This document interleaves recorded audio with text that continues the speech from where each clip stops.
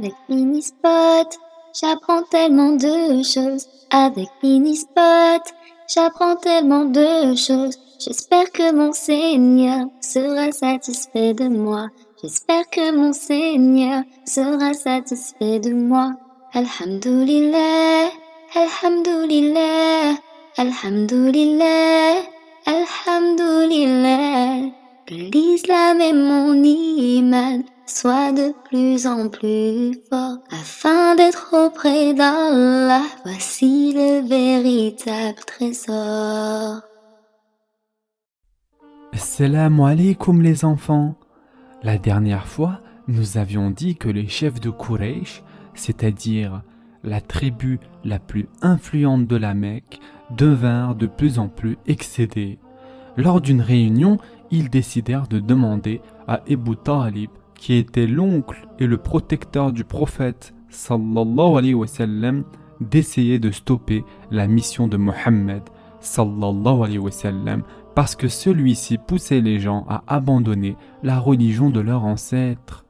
Lorsque Mohammed sallallahu alayhi wa sallam l'apprit, il fut très ému, car il éprouvait beaucoup d'amour et d'affection pour son oncle. Néanmoins, sa réponse fut sereine et claire.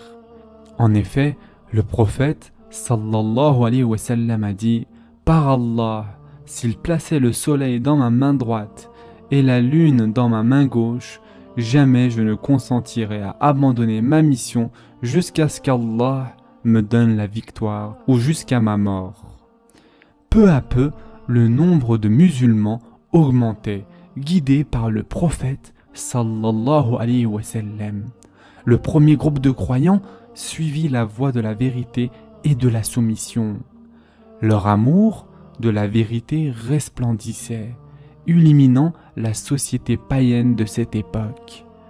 La recherche des biens matériels, principal objectif et objet de toutes les ambitions ici-bas, avait été substituée par la recherche de la lumière et de la sagesse éternelle. En effet, le prophète sallallahu alayhi wa sallam a dit « Quiconque cherche le chemin de la connaissance, Allah lui facilitera le chemin du paradis. » Les musulmans furent l'objet de persécutions dès les premiers temps de l'islam, comme l'avaient été avant eux leurs frères juifs et chrétiens, et comme l'ont invariablement été tous ceux qui ont suivi les prophètes précédents. Ceux qui étaient pauvres et n'avaient pas de statut social souffrirent le plus cruellement. Bilal, radiallahu anh, un esclave noir originaire d'Abyssinie, qui avait embrassé l'islam et qui fut le muezzin de la première communauté islamique, fut ligoté sur le sable brûlant sur l'ordre de son maître, tandis qu'on plaçait d'énormes pierres sur sa poitrine. « Où est ton Dieu maintenant ?» lui demanda-t-on en se moquant de lui.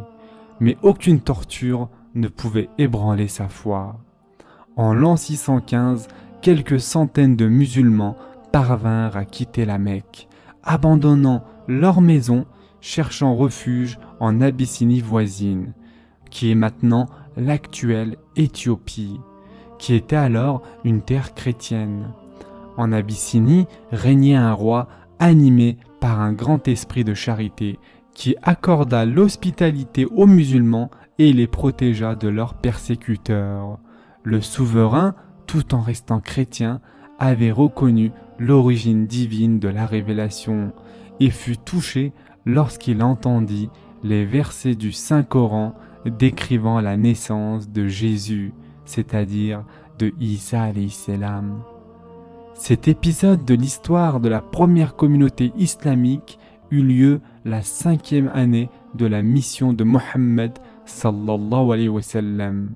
Ceux qui n'avaient pu s'échapper subirent des persécutions de plus en plus violentes, mais n'abandonnèrent pas pour autant l'islam. Ce sera tout pour aujourd'hui.